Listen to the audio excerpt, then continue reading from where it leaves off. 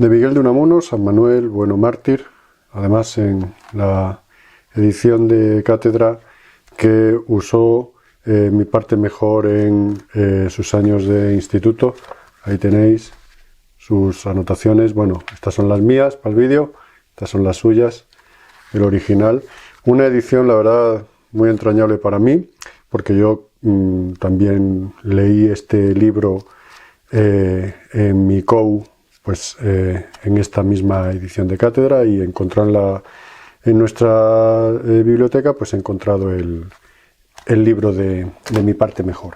Bien, San Manuel Bueno Mártir es una de esas novelas que, siendo tan breve, pues se necesita, como ya os he dicho, por ejemplo, hablando de Juan Rulfo, una vida muy larga para poderlas leer como ellas merecen. Pero bueno, en el vídeo de hoy vamos a hacer un pequeño comentario general, una pequeña guía general de la novela, y además en la última parte quiero poner en relación las ideas de Miguel de Unamuno, especialmente del personaje de Manuel Bueno, con las ideas del profesor Josep Cobo, un teólogo, abreviando, que me parece que sus ideas dan una luz bastante peculiar no solamente a las cuestiones que tienen que ver con el cristianismo, sino, que es lo que a mí no me interesa, pues la lectura de San Manuel Bueno Mártir se ve tremendamente enriquecida por las aportaciones de este teólogo Josep Cobo,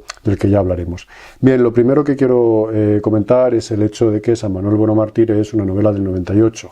¿Esto qué quiere decir? Pues bien, que es una novela que está escrita ya avanzado el siglo XX, en torno al año 1930, aunque bueno, corrige entre 1930 y 1933, añade Unamuno partes pequeñas pero sustanciales, sobre todo al final de los parágrafos, porque ya sabéis que no tiene capitulitos, y a estas alturas lo que nosotros podemos entender como novela, pues se ha visto muy transformado por el paso del tiempo y la evolución del propio género. La novela se ha convertido ya en un género de géneros, todo cabe, y lo último que podemos esperar es precisamente la novela que culturalmente triunfa y que se vende en las estanterías de los grandes almacenes. Esta narración plana, totalmente lineal, donde apenas hay ninguna evolución y donde prácticamente cada palabra vale lo mismo que la otra y los personajes están ya dados, están completamente hechos. No.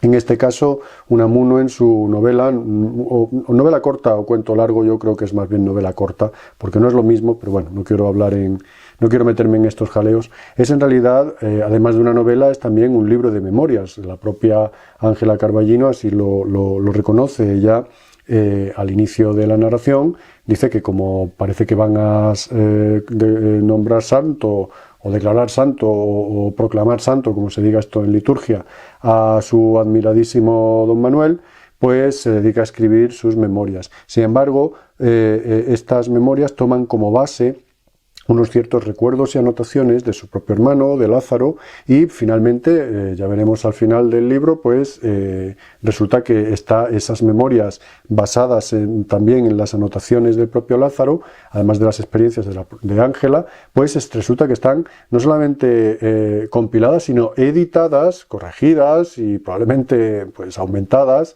o disminuidas por el propio Miguel de Unamuno, que tiene una presencia al final como un personaje más de la novela.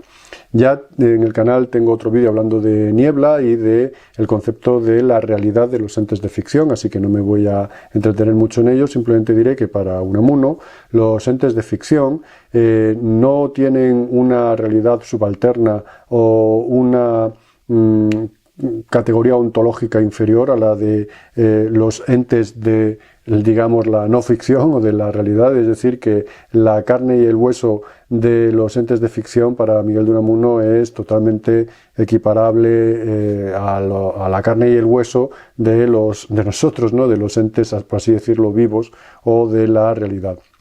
Esta realidad de los entes de ficción, esta idea de que Don Quijote verdaderamente tiene la misma realidad que el propio Miguel de Unamuno o que el propio Miguel de Cervantes por seguir con sus ideas, o incluso más, se ve muy claramente en un aspecto que se suele anotar como una diferencia entre la estética realista y la estética del 98, pero que no es así, y son los nombres significativos, por así decirlo, los nombres que son etopeyas, es decir, son una descripción del carácter espiritual o anímico del personaje que lo lleva. Esto ya lo hizo, por ejemplo, Galdós en la generación anterior.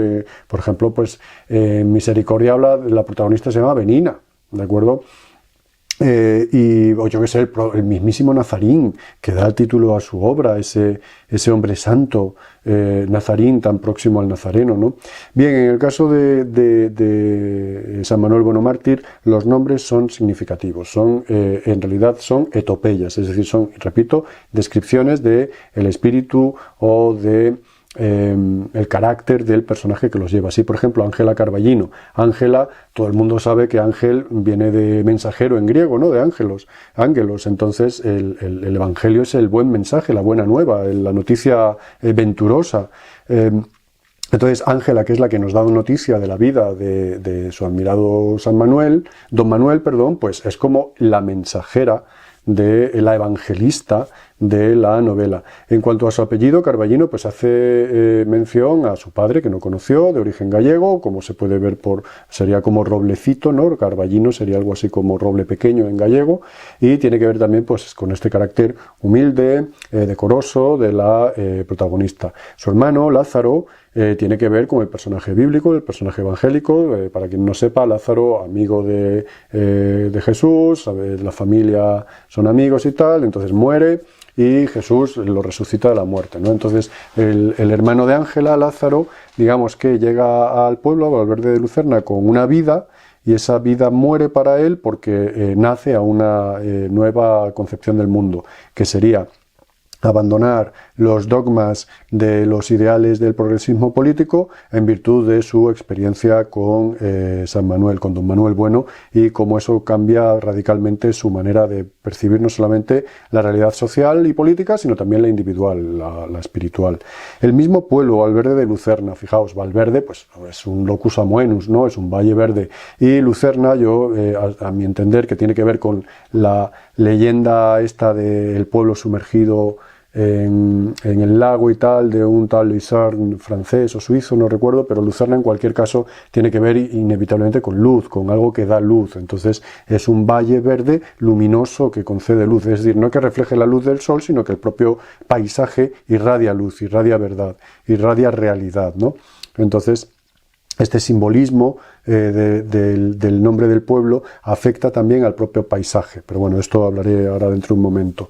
Blasillo, el personaje de Blasillo, el nombre de Blas es un nombre absolutamente común y aparece muchas veces, en muchas ocasiones, en las comedias como personaje del pueblo llano, como bobo, como ignorante, como gracioso, y evidentemente pues este personaje tiene una profundidad irónica tremenda que ya comentaré después, pero su nombre, como digo, pues está dentro de esta tradición del simple, ¿no? De la persona que no tiene absolutamente ninguna luz, que no tiene capacidades cognitivas ortonormales, por decirlo más o menos políticamente correcto, ¿no?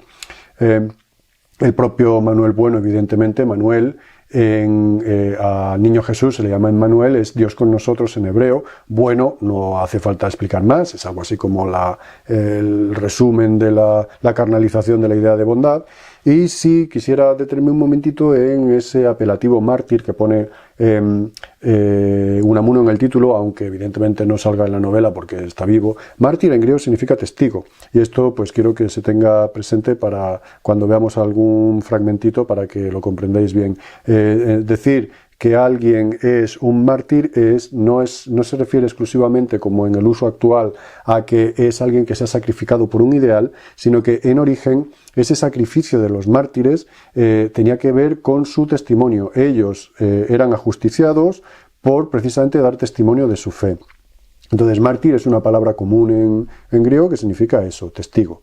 Esto en cuanto a los nombres de los personajes, que podrían ser una característica, digamos, propia de estas novelas ya no tan realistas, pero que sin embargo ya os digo que hay elementos de autores realistas que lo utilizaron, como os digo, como Galdós.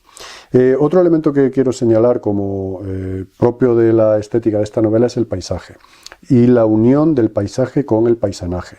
La montaña y el lago de Valverde de Lucerna no son simplemente los espacios donde tiene lugar la narración, sino que tienen un componente simbólico muy importante. En realidad, el paisaje de Valverde de Lucerna y los habitantes, el paisanaje de Valverde de Lucerna, son figuras de la comunidad, o si se quiere, metáforas de la idea de la comunidad. La comunidad como tal, la eclesía en griego, ¿no? La iglesia en griego significa comunidad. La comunidad es una idea, es un concepto que sin embargo en la novela aparece hecho carne y hecho realidad material en los habitantes de Valverde de Lucerna y en su paisaje. No hay una distinción en la novela, es importante tener esto en cuenta, no hay una distinción física entre el entorno, entre el espacio y los habitantes de ese espacio, sino que el novelista Unamuno trata a estos dos elementos del paisaje y del paisanaje como si fuesen una sola figura, una sola metáfora de la comunidad. Paso a continuación a hablaros de Josep Cobo, un profesor de filosofía que en realidad es un maravilloso teólogo que ha escrito 3 libros. Incapaces de Dios, el primero, La paradójica existencia de Dios, el segundo, y Anatomía del cristianismo, el tercero, del que tomo el título del vídeo, Anatomía del ateísmo. Ya explicaré al final por qué. Josep Cobo está en la línea de unos teólogos alemanes, sobre todo de Barth y de Bonhoeffer, que tienen, simplificando mucho, unas ideas que desarrollan en realidad posturas de los teólogos modernistas. Ya os dije en clase que el modernismo primeramente es un insulto o una especie de, pues sí, un insulto de la jerarquía eclesiástica a los teólogos que intentan adaptar las doctrinas de la fe cristiana a las realidades de finales del siglo XIX. Tienen una idea del cristianismo como algo absolutamente distinto a una religión. El cristianismo no es una religión y en este sentido estaría más cerca del ateísmo que de las religiones. Y también el hombre se considera, desde estas perspectivas de estos teólogos, sobre todo de Bonhoeffer, una especie de respuesta a Dios. La vida del hombre con la fe en Dios sería verdaderamente la realización de Dios en el mundo, con la única presencia posible de Dios en el mundo, entendido como que Dios sería un otro del mundo, un absolutamente otro del mundo, pero sin embargo el hombre conectaría el mundo con Dios en este sentido de la fe. Bueno, esto dicho con muchos, ya lo digo, con brocha muy gorda. En Incapaces de Dios, Josep Cobo se pregunta acerca de qué significa tener fe. Y él afirma que la fe tiene su momento y que nadie sabe si podrá tenerla cuando se halle allí donde es más difícil tenerla, ante el mal, es decir, ante la cruz. Cristo en la cruz no tiene la respuesta del Padre de que, bueno, dentro de 3 días resucitarás y ya está. No, Cristo muere, sobre todo en el Evangelio de Marcos se ve con un grito, con una pregunta, ¿por qué me has abandonado? Y la respuesta que obtiene Cristo es nada, es la respuesta del silencio, de la nada de Dios. Entonces, en la Biblia dice Josep Cobo, afirma Josep Cobo, que precisamente los que se muestran más capaces de Dios son aquellos que en principio deberían ser considerados como los más alejados de Dios, las víctimas de la historia,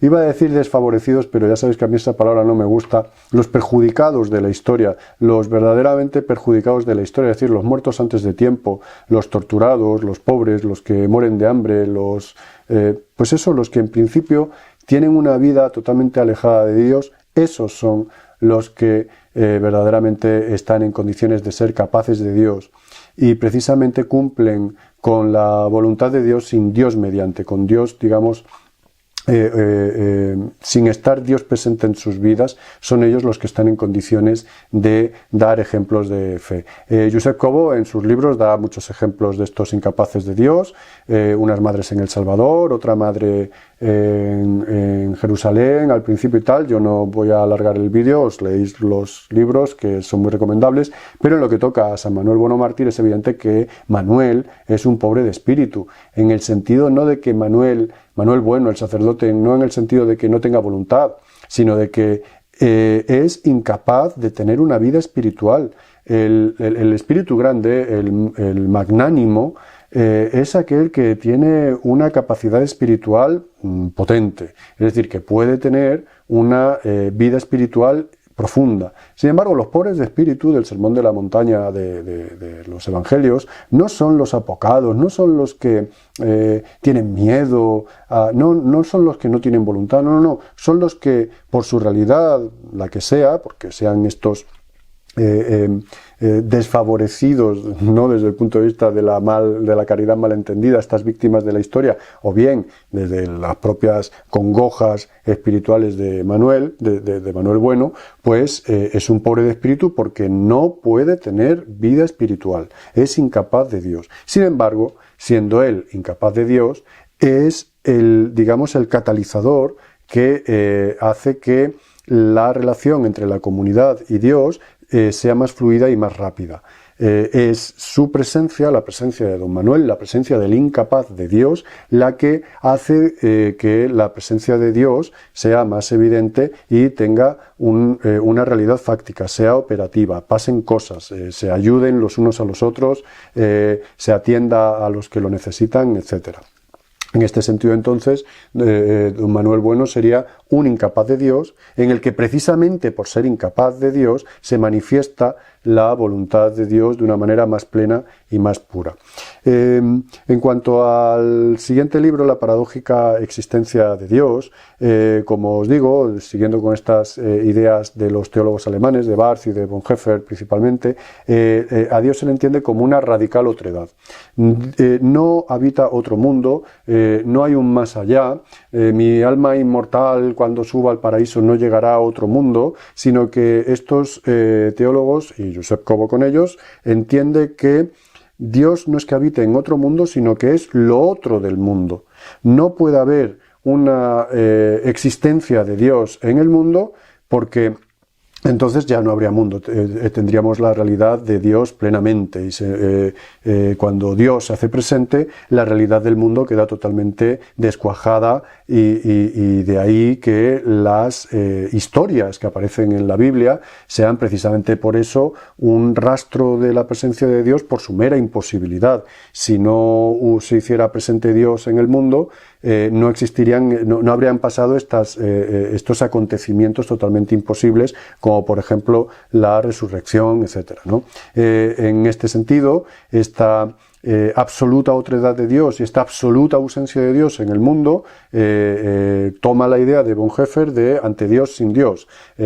Nosotros tenemos la necesidad de llevar esa vida religiosa, pero sin embargo lo hacemos en la absoluta ausencia de Dios, y aquí entra en juego muy importante, creo, un libro central en la Biblia y que a mí me parece una lectura obligatoria para cualquier intelectual medio, que es el libro de Job. Aquí es cuando el justo que sufre injustamente, qué es lo que le sucede, cómo interviene Dios, cómo lo ve la sociedad y tal, y cómo ante ese sufrimiento de el justo, que sería Job, ¿no?, que pierde a su familia, pierde todas sus riquezas, está totalmente rodeado de males físicos y espirituales, enfermedades, depresiones, etcétera, pues como en esa realidad Dios está presente, pero como dice Josep Cobo, fuera de campo. Esto quiere decir, en este concepto cinematográfico, ¿no?, cuando un personaje no está en el cuadro, no está encuadrado, no está en pantalla, pero sin embargo se sabe que está ahí, se le oye, etcétera, ¿no? Entonces, en este sentido,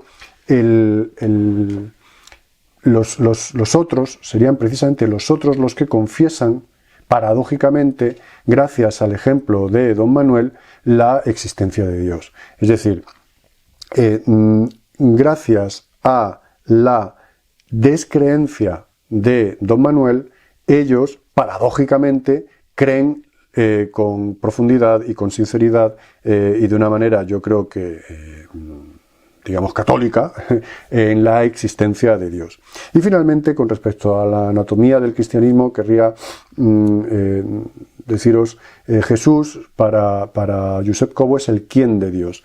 Dios sin Jesús es el aún nadie, aún no es nadie Dios, y cuando Jesús aparece en el mundo, de repente Jesús es el quién de Dios, porque esta es una de las características más profundas del cristianismo y que lo separa radicalmente de cualquier otra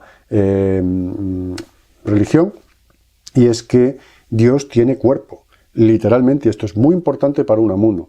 Dios tiene cuerpo, Dios tiene carne, y Dios no es nadie sin la fe, sin el fiat del hombre. El hecho de que Dios tenga cuerpo es algo que podría ser asimilable a otras religiones y otros mitos. Pero el hecho de que el Dios verdadero y hombre verdadero muera verdaderamente en la cruz, humanamente en la cruz y divinamente en la cruz, es decir, que Dios muera en su absoluta realidad, tanto divina como humana, eso es específico del cristianismo, y Josep Cobo hace mucho hincapié en este acontecimiento que no puede ser entendido de una manera estrictamente simbólica, sino que tiene que ser entendido según él, tal y como aparece, es decir, el Dios del cristianismo tiene cuerpo y ese cuerpo muere en la cruz. De ahí que la resurrección, y este creo que es el punto importante para entender bien a Unamuno y a San Manuel Bueno Mártir, la resurrección sea imposible de tragar para las mentes modernas. Nosotros no podemos aceptar de ninguna manera la realidad de la resurrección, y este es el gran problema de los creyentes después de la modernidad, y es que crees que crees en ello, pero no, en realidad no crees en la resurrección, o directamente montas una idea, bueno, es una manera de hablar, es una manera de expresarse. No. Josep Cobo defiende, como insinúa el propio Don Miguel citando a San Pablo al inicio de la novela, que sin la resurrección, como dice San Pablo, vana es nuestra fe. Entonces, el cuerpo abandonado en la descreencia de la resurrección, es decir, Unamuno sabe que su vida mortal va a morir, va a realizar ese fin, ese acabamiento, esa aniquilación total, y no va a haber resurrección, aquí se cae todo. Entonces la cruz tiene la última palabra, como dice Josep Cobo, la cruz tiene la última palabra, Nietzsche tiene la última palabra, el mundo tiene la última palabra, el sufrimiento es el fin, porque somos incapaces de creer, de asimilar la realidad de la resurrección. Y aquí me gustaría llamar la atención acerca de la diferencia que hace Josep Cobo entre los hechos y los acontecimientos. Los hechos serían los materiales de la ciencia, los datos, lo que de hecho está pasando. No. Los hechos son una parte de lo que de hecho está pasando. Los acontecimientos, el acontecimiento no solamente está formado por hechos, sino por realidades que emergen o que aparecen sobre los hechos. Bien, este terreno yo confieso que, claro, pues es muy problemático, sobre todo para alguien que no cree como yo soy ateo, pero sin embargo no puedo dejar de dar la razón a esta reflexión profunda de nuestro teólogo, de Josep Cobo, y es esta diferencia entre los hechos y los acontecimientos. Sobre todo se aclara esta diferencia si reflexionamos un poco en la metáfora, en la realidad de la metáfora. La metáfora no nos trae una información de lo desconocido a lo conocido. Es decir, no conocemos algo, eso sería más bien la analogía, ¿no? Del mismo modo que yo conozco esto, puedo conocer algo que todavía no conozco. No, yo creo que como al fin y al cabo está inserto en el pensamiento incluso griego, Platón no se preocupaba tanto por el mundo de las ideas. Lo preocupante para Platón, lo verdaderamente difícil de explicar para Platón era esto, era la realidad. Si esto no le hubiera provocado absolutamente ningún problema, pues no habría habido filosofía. Es decir, la metáfora, y no hay que olvidar que el propio Platón es un maestro de los mitos y de las metáforas, la metáfora lo que me hace es identificar la realidad como algo extraño. Esa extrañeza la identifica Josep Cobo con lo imposible. Y lo imposible, en realidad, en este grado, en esta especie como de subida gradual del pensamiento metafórico, desde la realidad dada, descubierta como extrañeza, declarada como imposible, que verdaderamente por imposible se puede identificar como lo verdadero. Lo que pasa ahí, el acontecimiento, no son simplemente hechos, no son meros hechos. Los hechos son objetos de un conocimiento científico, pero el conocimiento científico como tal no puede salir de sus propios límites, porque entonces ya no estás haciendo química, entonces ya no estás haciendo biología, o ya no estás haciendo, si quieres, incluso metafísica. Sino que hay un plus, hay algo más que es lo que de hecho está sucediendo. Y esto que cristianamente está sucediendo es el amor. El amor entendido como una respuesta.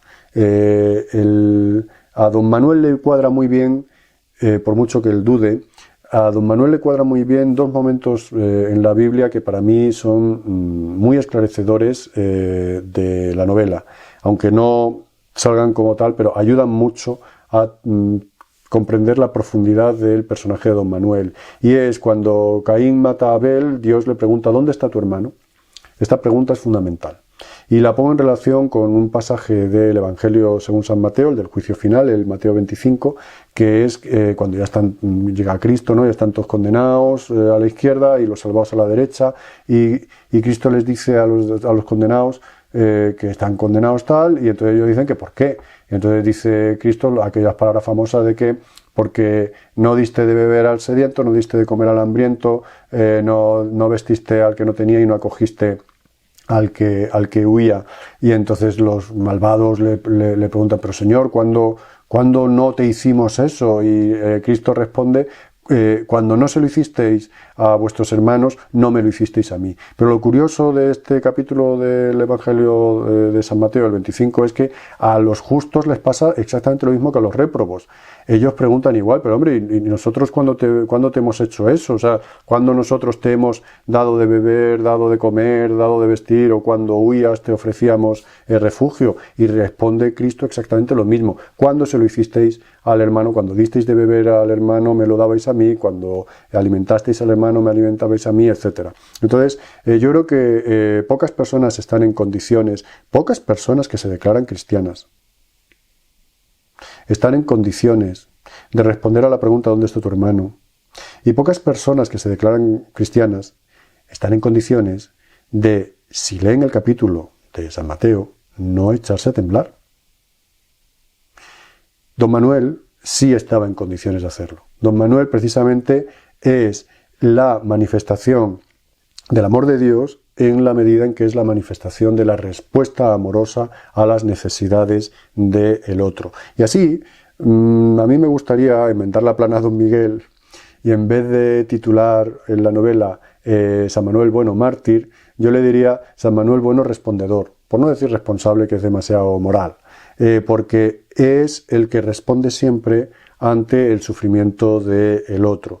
Y a pesar de estar lleno de todo su temor y de todo su temblor, y precisamente por ello manifestarse como incapaz de Dios, el amor de don Manuel hacia los otros precisamente constituye ese amor el verdadero cuerpo, la verdadera anatomía, si se quiere, del ateísmo, desde mi perspectiva, o desde la perspectiva de Josep Cobo, de la anatomía, el cuerpo verdadero del cristianismo. Allí donde nadie puede decir que va a responder cristianamente, siempre don Manuel respondía cristianamente con este amor como respuesta a el otro que sufre.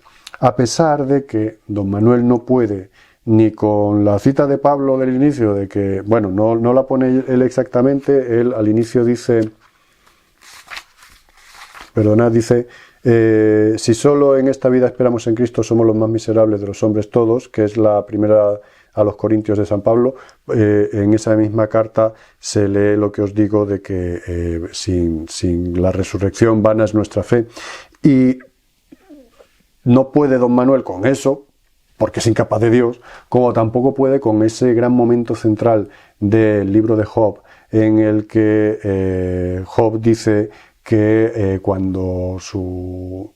que él sabe que su Redentor vive y que cuando su cuerpo sea destruido por la muerte, cuando su carne sea destruida por la muerte, él en su carne verá a Dios, que es un momento muy, muy famoso en la música porque lo pilla Händel en un área maravillosa del Mesías. Entonces, esta incapacidad de don Manuel, tanto de dar cuenta de la resurrección como de la propia carnalidad de la resurrección, entra en paradójica contradicción con la creencia y con la existencia de Dios, pero precisamente es su capacidad de responder siempre al que sufre la que manifiesta plenamente esa realidad de Dios. Ahora vamos a ver algunos ejemplos de lo que hemos estado exponiendo anteriormente en la realidad de la novela. Al inicio mismo, repito, está esta primera carta a los Corintios de San Pablo, donde se hace referencia a la resurrección, que no solamente tenemos que esperar en Cristo, sino que verdaderamente la resurrección ha tenido ya lugar y entonces pues esa creencia es la fundamental de la fe, es decir, yo moriré, pero yo resucitaré al igual que Cristo murió y Cristo resucitó.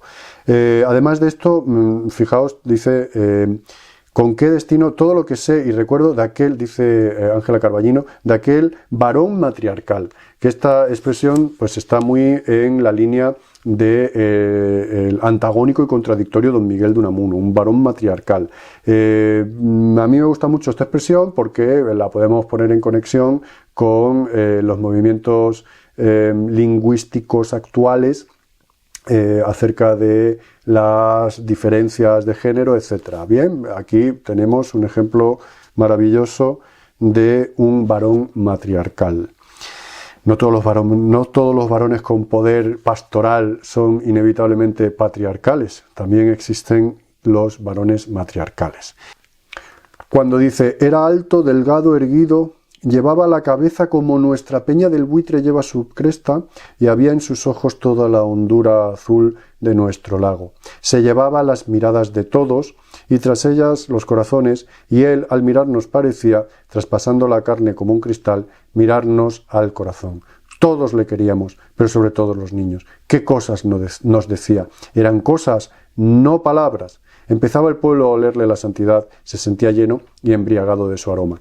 Aquí veis, es nuestra peña del buitre, nuestra, la del paisanaje, y el paisaje es la cabeza de don Manuel, y la hondura azul del lago son los ojos de don Manuel. Aquí veis un buen ejemplo de esto que os digo, que no hay una separación, sino que don Manuel, el paisaje y el paisanaje son una figura de la Iglesia, son una metáfora de la comunidad. Además, es llamativo que Unamuno haga hincapié en que las palabras de don Manuel no son palabras, sino que son acción. En este caso, Unamuno está endiosando a don Manuel porque le está equiparando a la palabra creadora de Dios. En la página 101 empieza a aparecer un paralelismo entre Cristo, don Manuel y Blasillo, cuando se nos dice otra vez lo de dice, por todos mostraba el mismo afecto, y si algunos distinguía más con él, era a los más desgraciados, a los incapaces de Dios, y a los que aparecían como más díscolos, a los pecadores, a los incapaces de Dios, a las putas, a los publicanos, a los enfermos incurables, que son los que aparecen en el Evangelio como los capaces de Dios. Y como hubiera en el pueblo un pobre idiota de nacimiento, Blasillo el bobo, a este es a quien más acariciaba y hasta llegó a enseñarle cosas que parecía milagro que las hubiese podido comprender. Y sigue más adelante, y cuando en el sermón de Viernes Santo clamaba aquello de Dios mío, ¿por qué me has abandonado? Pasaba por el pueblo todo un temblor hondo, como por sobre las aguas del lago, etcétera, etcétera, y luego, como sabéis, pues Blasillo responde. Aquí hay una cuestión clave sobre el personaje de Blasillo. Lejos de ser el tonto del pueblo, Blasillo es una imagen irónica de Miguel de Unamuno. Me explico. Platón decía que está la verdad y que entonces hay que echar de la República a los poetas porque su verdad es una verdad de segunda o tercera mano, porque está la verdad que se manifiesta en las cosas de la realidad y luego vienen los poetas y nos dan las palabras. Es decir, la realidad que nosotros vemos sería un reflejo de lo real verdadero y sobre ese reflejo los poetas reflejan un segundo reflejo, un reflejo de segundo grado, entonces es una mentira de una mentira, ¿no? Pues bien, del mismo modo, pues estaría, en este sentido estaría Cristo. Cristo sería la realidad de la creencia, de la fe, etcétera, ¿no? De estas cuestiones teológicas de las que hemos hablado.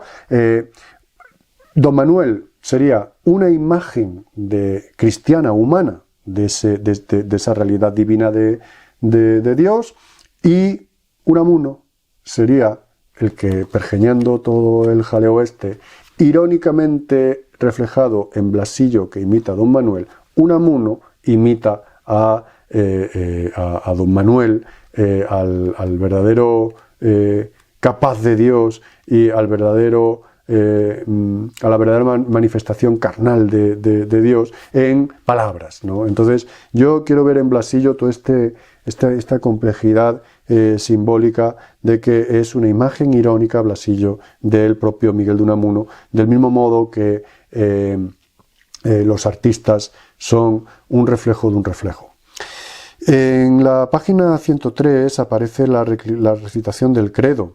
Y en la recitación del credo Don Manuel consigue que lo reciten al unísono, todos, las 1000 personas más o menos que hay lo rezan, ¿no? Y entonces él dice que se calla al llegar a lo del creo en la resurrección de la carne y la vida perdurable. La voz de Don Manuel se zambullía como en un lago y en la del pueblo todo, y era que él se callaba. Y yo oía las campanadas de la villa que se dice aquí que está sumergida en el lecho del lago. Esa villa sumergida que aparece, como ya os digo, en la página 103-104, esa villa sumergida y ese lago es precisamente una imagen de esta salvación de el Salvador en los salvados. Es decir, Don Manuel salva con su descreencia a Valverde de Lucerna, pero mientras le dura la vida y, digamos, el poder pastoral en Valverde de Lucerna le salva a él de sí mismo porque le está dando permanentemente ocasión para la acción y para la respuesta del amor cristiano. En la página 113 hay una conversación teológica muy interesante de la que Don Manuel evidentemente se escabulle con Angelilla, que es que le dice pero si el doctor aquí es usted, Don Manuel. Yo doctor, yo ni por pienso, yo, doctorcilla, no soy más que un pobre cura de aldea. Y esas preguntas, ¿sabes quién te las insinúa? ¿Quién te las dirige? Pues el demonio. Y entonces, envalentonándome, le espeté a boca de jarro. ¿Y si se las dirigiese usted, Don Manuel? ¿A quién? ¿A mí? ¿Y el demonio? No nos conocemos, hija, no nos conocemos. ¿Y si se las dirigiera? No le haría caso, y basta, despachemos, que me están esperando unos enfermos de verdad. Los enfermos de verdad, no los enfermos de la verdad, como Don Manuel y como parece que empieza a estar Ángela Carballino.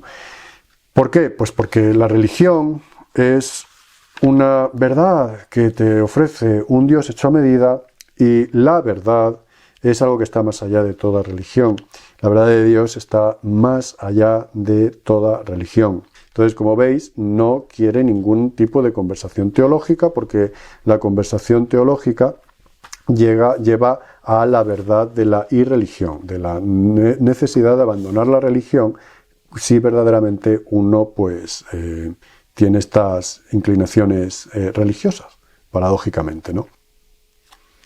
Hablando de la verdad, en la página 122, en la que aparece esta idea de la unión de Dios, don Manuel y Blasillo como la verdad, la vida y el arte, hay una conversación sobre, pero es posible, exclamé consternada, y tan posible, hermana, dice Lázaro, no, y tan posible. Y cuando yo le decía, pero es usted, el sacerdote, el que me aconseja que finja, él balbuciente, fingir, no.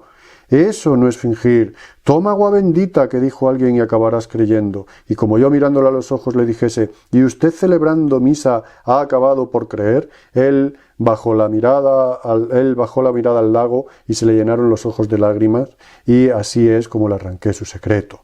Lázaro, gemí, y en aquel momento pasó por la calle Blasillo, el bobo, clamando su Dios mío, ¿por qué me has abandonado? Esta página 122 es crucial nunca mejor dicho, porque presenta la cruz de don Manuel, que es su dolor irrestañable, es la descreencia, ¿no? La falta de fe, y sin embargo la necesidad de encender la fe en los otros, y por otra parte como eso está irónicamente expresado en la imagen especular de Blasillo como espejo de don Manuel, pero también como espejo de la literatura de Unamuno. Y en la página 127 aparece la absolución de Angelita. Dice, me sentí como penetrada de un misterioso sacerdocio y le dije, en nombre de Dios Padre, Hijo y Espíritu Santo le absuelvo, Padre. Y salimos de la iglesia y al salir se me estremecían las entrañas maternales. Paréntesis histórico. La presencia de la mujer en la iglesia primitiva fue importantísima en las cartas de San Pablo. Las mujeres ricas son importantísimas a la hora de expandir el cristianismo por Oriente, y más tarde también hay pruebas en Occidente.